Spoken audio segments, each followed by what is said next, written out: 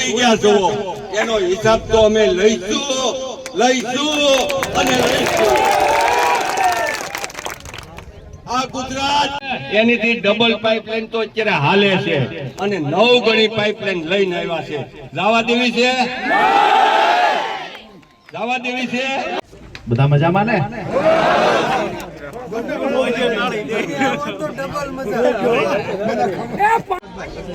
જે આયોજન કરવામાં આવ્યું અને ખૂબ લાંબા સમયથી દિલીપભાઈ હોય, જયદીપભાઈ હોય, તેર ગામના સરપંચો અને આખી સમિતિ જે મહેનત કરી રહ્યા છે અને મહેનતને પરિણામ સુધી લઈ જવા માટે થઈ અને મોટી સંખ્યામાં હું અગાઉ આવ્યો ત્યારે પણ આ તેર ગામમાંથી ખેડૂતો, પશુપાલકો અને ખેત મજૂરી સાથે જોડાયેલા લોકો મોટી સંખ્યામાં હાજર હતા. આજે પણ મોટી સંખ્યામાં અહીંયા ખેડૂતો ઉપસ્થિત છે. તો આ લડાઈમાં હું રાજુ કરપડા કાયમી માટે અગાઉ પણ કહી ગયો તો આજ પણ કહેવા આવ્યો છું કે આ લડાઈમાં પરિણામ સુધીની લડાઈ જે પણ લડવાની થાય એમાં રાજુ કરપડા તેર ગામ પગલા સમિતિની સાથે છે.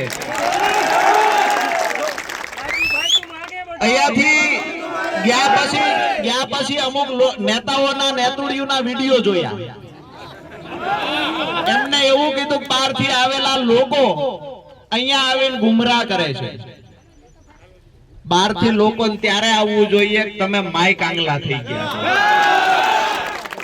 બીજી વાત કે કોઈ એવું કહેતું હોય કે અહીંયા રાજકારણ કરવા આવ્યા છે, આજે જાહેર મંચથી કહું છું કે હું કોઈ પણ પાર્ટી સાથે ભલે જોડાયેલો હોય પણ એક ખેડૂતના દીકરા તરીકે આજે આ ખેડૂતોની લડાઈમાં સાથે છું અને આવનાર સમયમાં ભાજપના નેતાઓને કહીએ છીએ કે ધાતરવડી 2 માંથી રાજુલા જાફરાબાદને પાણી મળે એ વ્યવસ્થા કરો અને ધાતરવડી 1 માં ખેડૂતો 3 સિઝન લઈ શકે એટલું કાયમી ખેડૂતો માટે પાણી રાખો. રાજુ કરપડા તેર ગામમાં ભાજપનો પ્રચાર કરવા તૈયાર છે. તૈયાર હોય તો આવી જાઓ સામે.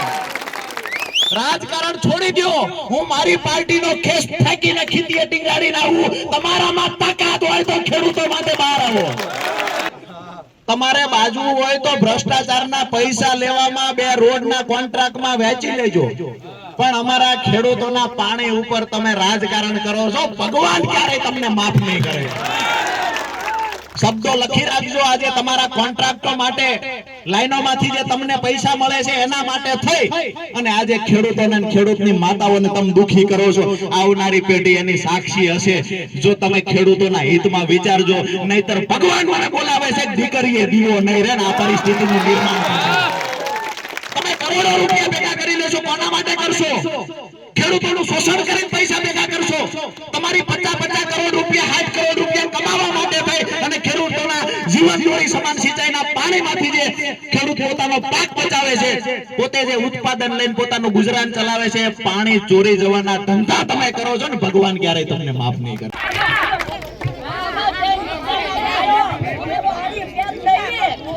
અમારી જિંદગી કેમ એમાં જાય? હવે દોષી વિચાર લાવીએ અમે 3 રૂપિયા બંધારો માંડીના કોલ ખાઈને અમે મકાયો કેરામાં રોટલા કરી જેવી રીતે માડીએ વાત કરી કે ગઈ વખતની સભામાં હજારોની સંખ્યામાં ભીડ હતી તો આ ખેત મજૂરોને દાડિયા લાવ્યા હતા આવું કહેવામાં આવ્યું.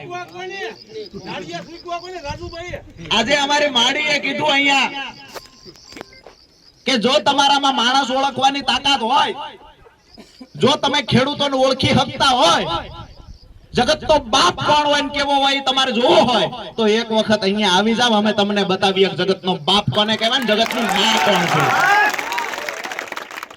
વાતો કરે છે પોલીસને આગળ કરીને. આજે અહીંયા જે આ દાદા ઉભા છે મારી બાજુમાં, આ જે નેતાઓ છે ને એના બાપ દાદાઓને 60 વર્ષે ટેકે હાલવું પડે, પગના 3 ઢીસણના ઓપરેશન થઈ ગયા હોય. આ અમારા ખેડૂતનો દીકરો 75 વર્ષે એક પગે આયા ટોલી ચડી જાય છે.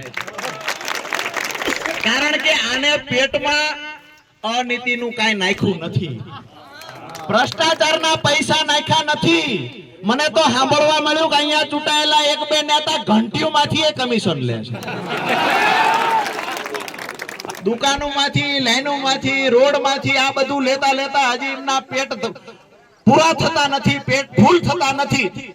તો નાની નાની દુકાનો હકાવતા હોય એને એક મહિને 2000 રૂપિયા આપવાના છે. મારી વાત સાચી આ કે ના? એને કેવા આવ્યા છીએ કે આ વખતે ખોટા ઠેકાણે ભરાઈ ગયા છો. તમે એવું સમજો છો પોલીસને આગળ કરશું અને ખેડૂતોનો અવાજ દબાવી દઈશું. યાદ રાખજો જે દિલીપભાઈએ વાત કરી એ વાતને હું આગળ પણ દબાવું છું. અને અહીંયા મંચ પર ઊભા થયા પહેલાય કીધું છે ને એ દિવસે કીધું છે કે રાજકીય વાત કરવા માટે રાજુ કરપડા આવ્યો નથી. મારી પાર્ટીની કે મારી રાજકીય નેતાગીરીની વાત કરવી હોય તો ચૂંટણીઓમાં કરશું. આજે ખેડૂતોની લડાઈમાં સહભાગી થવા આવ્યો છું અને જે પાર્ટીના નેતાઓને ખેડૂતોના મત જોઈતા હોય એ આ લડાઈમાં સહભાગી થવા આવે. આ દાદા બોલવા ગયા એટલે એમને બોલતા બંધ કરી દેવામાં આવ્યા પ્રશાસન દ્વારા. એટલે એમના મોઢે પટ્ટી બાંધી દીધી. એટલે પ્રશાસન તંત્ર અને આ સરકાર ખેડૂત જ્યારે બોલવા જાય છે ને તો એને મૂંગા કરવાના પ્રયત્ન કરે છે ને એનું ઉત્તમ ઉદાહરણ પૂરું પાડવા માટે આ દાદાએ મોઢા પર પટ્ટી લગાવી છે. કહેવામાં આવે છે ખેડૂત પ્રધાન દેશ, કહેવામાં આવે છે કે અર્થવ્યવસ્થામાં મોટો એવો ફાળો ખેડૂતોનો છે. પણ આ જગતના બાપનું બિરુદ જેને મળ્યું છે એ જગતનો બાપ આજે પાણી માટે આઝાદીના 77 વર્ષ પછી ભીખ માંગે છે. શર્મિંદા થવું જોઈએ, સરકારે ડૂબી મરવું જોઈએ. જ્યારે બોલવા ગયા દિલીપભાઈ, જયદીપભાઈ જેવા આગેવાનોએ ખેડૂતોને આગળ આવીને કહ્યું કે ના બોલો આ પ્રશાસન સામે, તો પોલીસને આગળ કરીને બંદી બનાવીને સાવરકુંડલા સુધી લઈ જવામાં આવ્યા. એટલા માટે આજે આ બંદી બનાવ્યા છે દાદાને. ગામડે ગામડે બેનરો લાગશે, ભાજપના નેતાએ ગામમાં પ્રવેશ કરવો નહીં.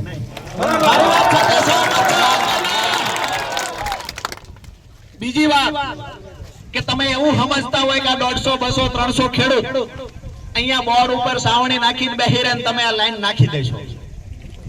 એ પણ તમને ચેતવવા આવ્યા છીએ કે 5 દિવસમાં નિર્ણય લઈ લેજો. બાકી આવનાર સમયમાં આ 13 ગામ પગલા સમિતિ અહીંયા જે દાતરવાડી ડેમના જે લાભાર્થી ખેડૂતો હતા એને જે અન્યાય થયો છે એ અન્યાયોની ડિઝાઇન કરી મોટું બેનર બનાવી આવનાર સમયમાં જ્યાં જ્યાં ચૂંટણી આવશે ત્યાં આ ખેડૂતો, આ સમિતિના લોકો ત્યાં ભાજપ વિરુદ્ધમાં પ્રચાર કરવા જશે. મારી વાત સાથે સહમત છો?